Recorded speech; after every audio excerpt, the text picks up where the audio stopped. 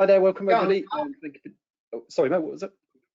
Go on, get on with it. Welcome everybody. Thank you for joining this webinar today, Agile Planning Techniques Made Simple. My name's Mark Constable. I'll be your host and moderator for the session. I'm joined by the brilliant Melanie Franklin, who's going to take you through these Agile Planning techniques from the popular Agile Change Agent course. As some of you will know Mel from previous webinars, but very briefly, Mel's an expert trainer, consultant in all things Agile and change.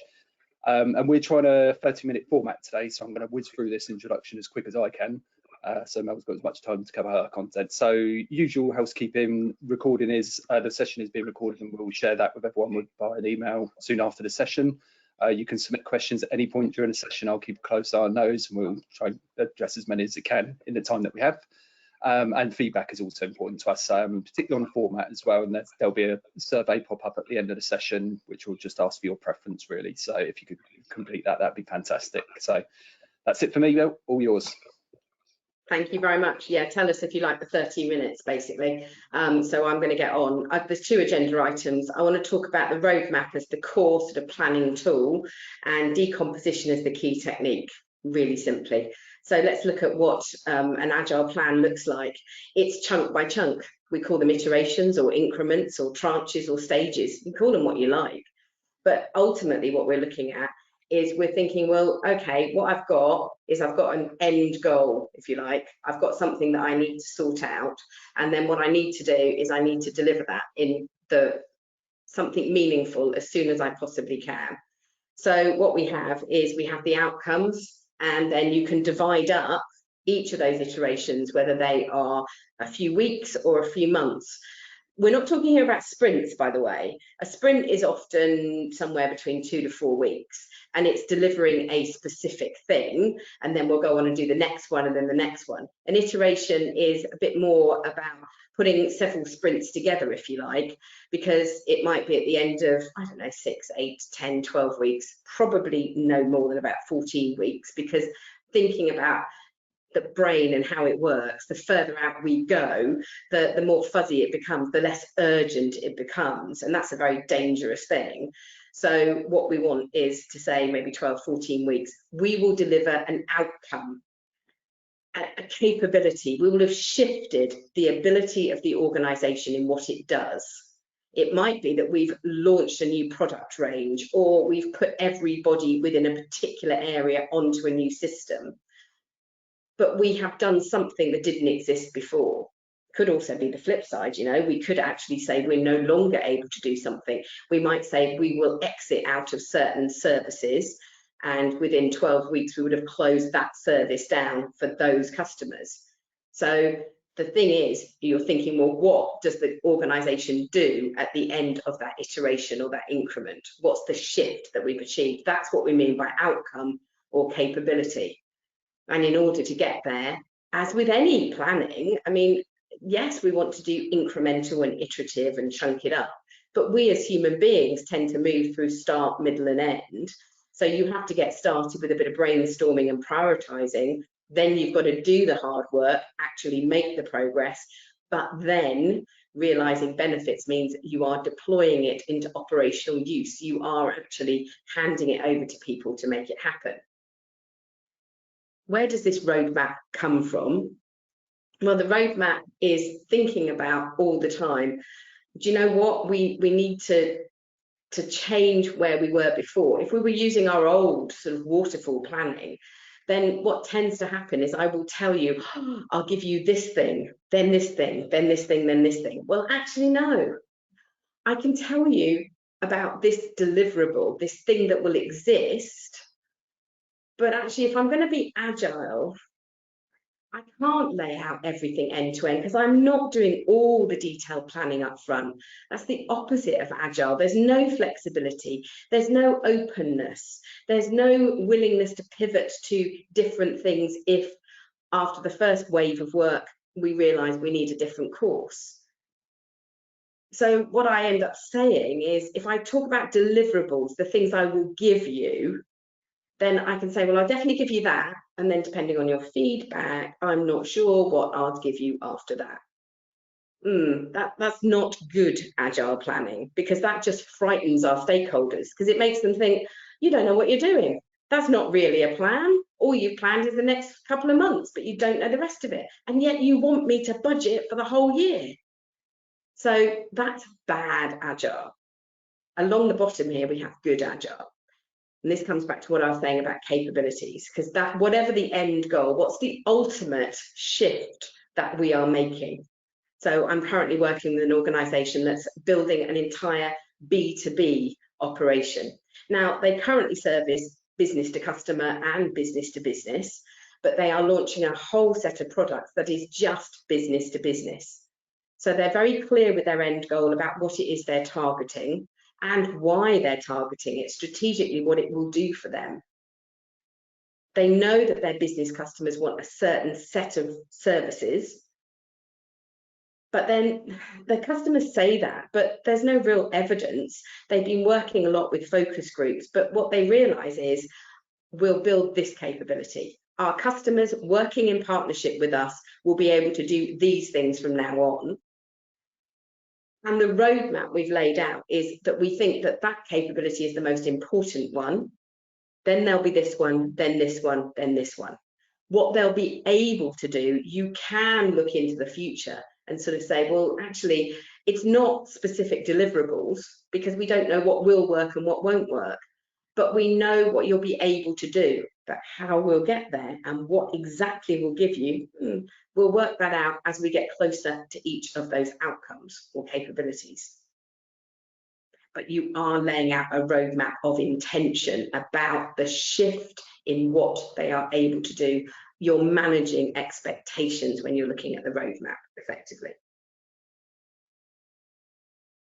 The key thing about this roadmap is that it embodies the concepts of Agile. Now, I wrote about 5 concepts in the Agile Change Management Handbook, because I was so used to going on courses for all the different Agile methodologies, where they'd tell me that they had 8 principles or 12 principles or 13 principles or 16 principles, and it was all getting a bit much. When I looked at it and cut through all of it, I recognised that although they express themselves differently, off the back of the Agile Manifesto, which, you know, it was in 2001, so we're more than 20 years on from that now, there were some core things that actually makes us agile. And the first of those is that we stick with on-time delivery. Now, that might be a strange one to pick, but effectively what we're saying is, we're going to deliver you a capability, an ability to do something on this date. So get ready for it. That's the point at which we'll start to realize benefits. You need to be prepared to operate in that way from that date.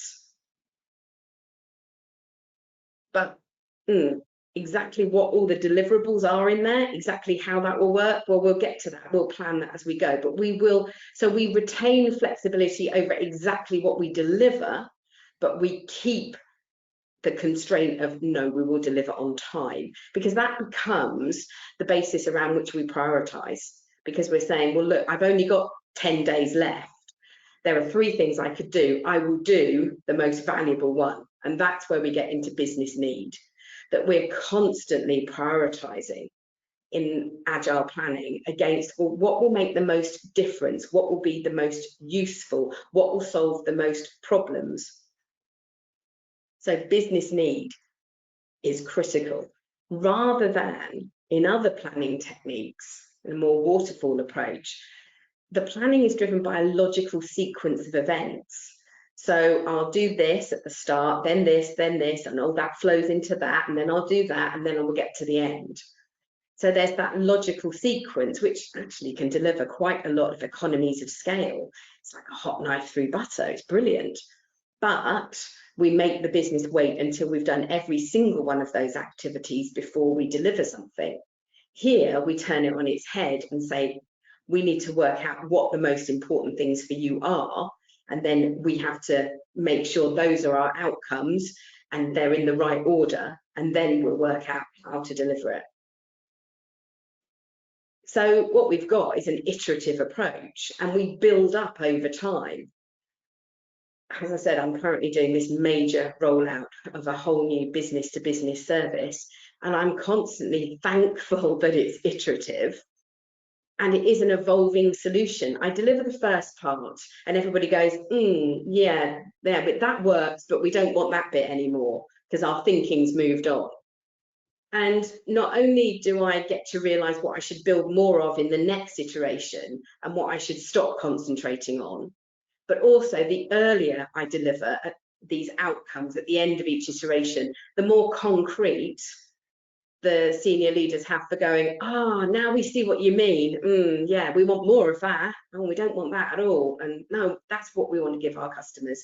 So it is an evolving solution that actually is very collaborative between the business and those of us who are trying to deliver things and are trying to shape new ways of working. Because we're trying to think, well, what works? Let's give you an example of not just the thing we've created, but also how they're delivered. So a lot of what I'm doing is making sure that I partner what we might call tangible change. So I'm building a platform along with all of the procedures, the processes, the pricing, the marketing context, the training up of customer services staff, so that even if I deliver just one of the services at the end of an iteration, it is deliverable to customers. It's up and running. Other services can then be tacked on and we'll expand some of our ways of working and we'll tighten up some of our marketing and we'll reform some of our advertising campaigns. But the thing is, I didn't make them wait for the next 18 months. I get something to them in a couple of months and then it really has kicked off. So those are the sorts of concepts the business want things now, don't they? They don't want to wait for months because the world moves on without them. So this roadmap makes sure that I'm hitting that bigger need of give me stuff now so that I can get ahead of the competition, or I can solve my problem that's causing us a great deal of angst. The sooner I can get stuff in front of people, the sooner it delivers value. So the roadmap becomes that fundamental principle across all of the ideas of Agile, all of the aims, the objectives of being Agile. You get it from using a roadmap technique. Now we need to look at how on earth we create that technique. Now, you'll see that I've done a big breakdown here. What I've got is the end goal, decomposed, broken down into a couple of key outcomes, and that means the shift in ability. We're able to do something that we couldn't do before. That ability, that capability is made up of different procedures and techniques. To deliver on those, there are different activities that we need to go through, which means there are lots of tasks that support those activities. So you see there's a sort of full breakdown in the logic. The reason I called this slide hopeful planning is because at the end of the day, too often we go the other way. And I know we've all experienced it because we're human. Instead of trying to do the bigger, what do we need by the end of this program or project? What's the big change we're trying to achieve here? And then break that down into outcomes. Well, we should be able to do that, and we should be able to do that, and we should be able to do that. To be honest, that takes quite a lot of hard thinking, you know. It takes a lot of imagining the future. And I think it takes a lot of confidence to say, no, that's what we're heading towards. That's our compelling destination. That's the vision, if you like, of what we're trying to deliver. But because we're human, what we do is instead we write ourselves a to-do list. We think of all the tasks. We think of quite micro requirements. Oh, we've got to have that. Oh, it's got to be on that colour. Oh, no, we need that field. Oh, we shouldn't have that template. We think ping, ping, ping, ping all the time, all the things we've got to get done. Because as human beings, that's what we're doing. We're doing activities. We do stuff. The problem is with that is that too often we start with the tasks, and what we do is we go the other way from left to right. So what we hope is that every single thing I've remembered to do will get me to the right things that we need, that the task will lead to the right activity, that leads to the right procedure, that leads to the right outcome, that leads ultimately to the end goal. So there's a lot of hope in there. And what you find is that, of course, there's an awful lot of tasks in there that we didn't need, that weren't quite as important, it turns out, as we originally thought when we had the idea. And there's also an awful lot that we've forgotten to put in as well, because we came up with all the tasks, and then what we tried to do was pull them together into that kind of plan, that Gantt chart style plan, and work through every one of them. But there isn't really much room in there to be flexible, is there? Once you've laid that plan out from end to end, you're stuck with it. I mean, you try, don't you, to put things in, but it messes with the deadlines and it confuses everybody.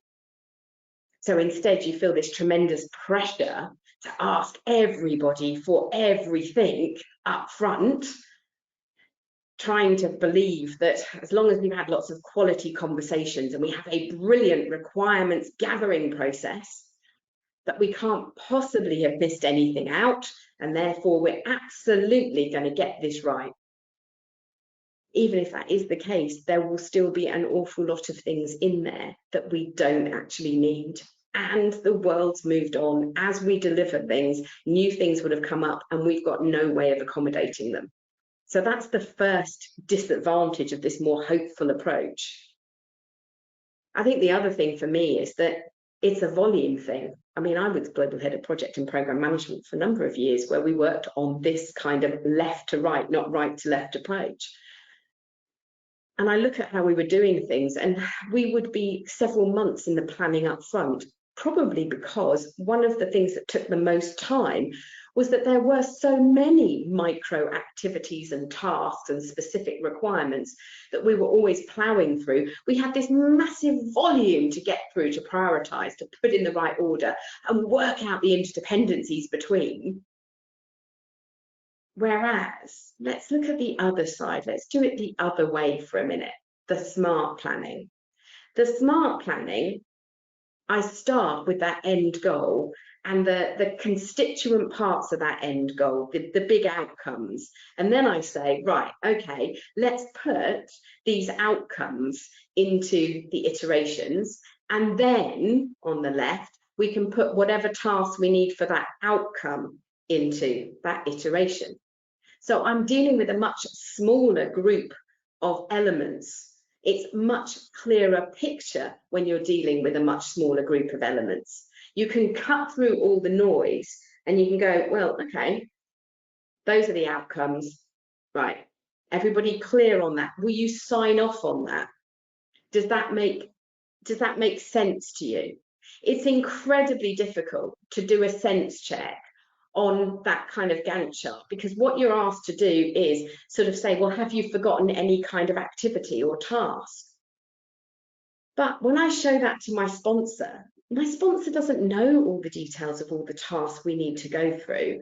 So I'm asking somebody who doesn't have that knowledge to authorize something.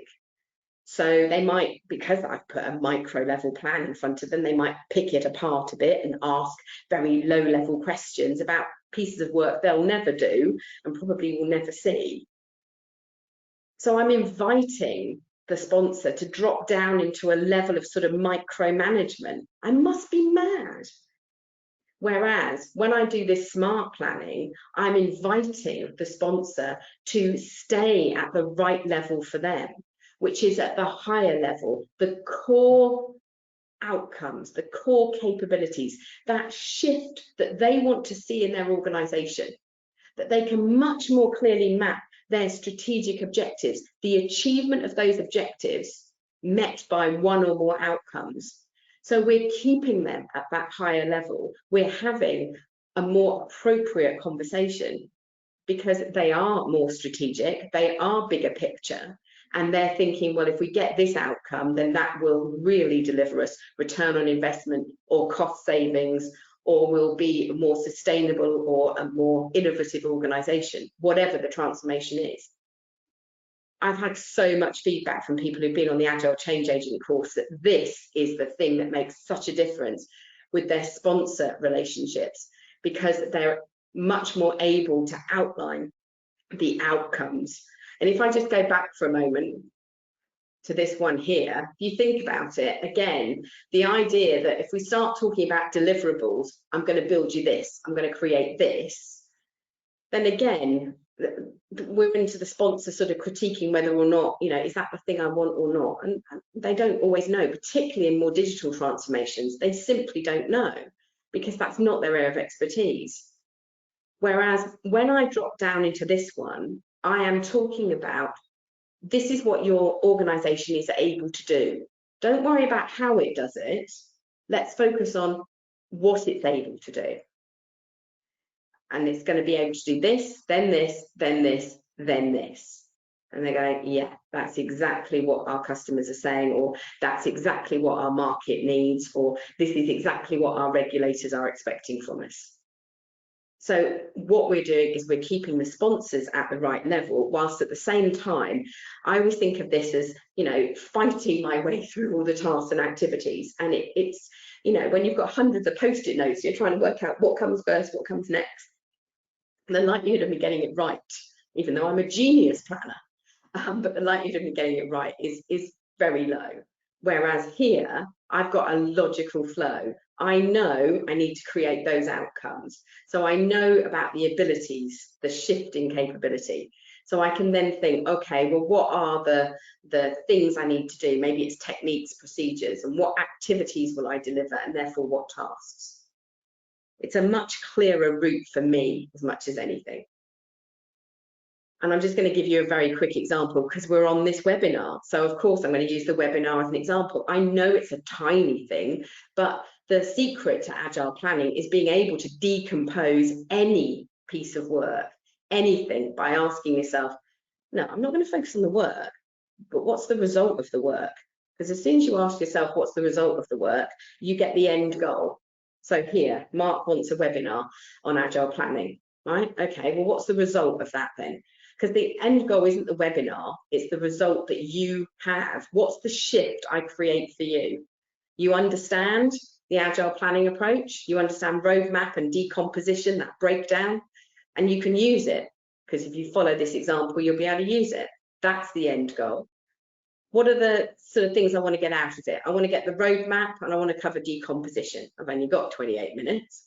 Well, there we go. There's my plan. So that keeps me really focused. And then I start to think, well, okay, from the roadmap, what are you able to do? So what are the things I need to talk to you about? Iterations and outcomes and timelines. And then what do I need to do to create this? And here is the sort of secret behind sort of agile, is your ability to look at something and go, what's the core stuff? So agenda was, I sort of thought there's 2 key points. In 28 minutes, I can make 2 points.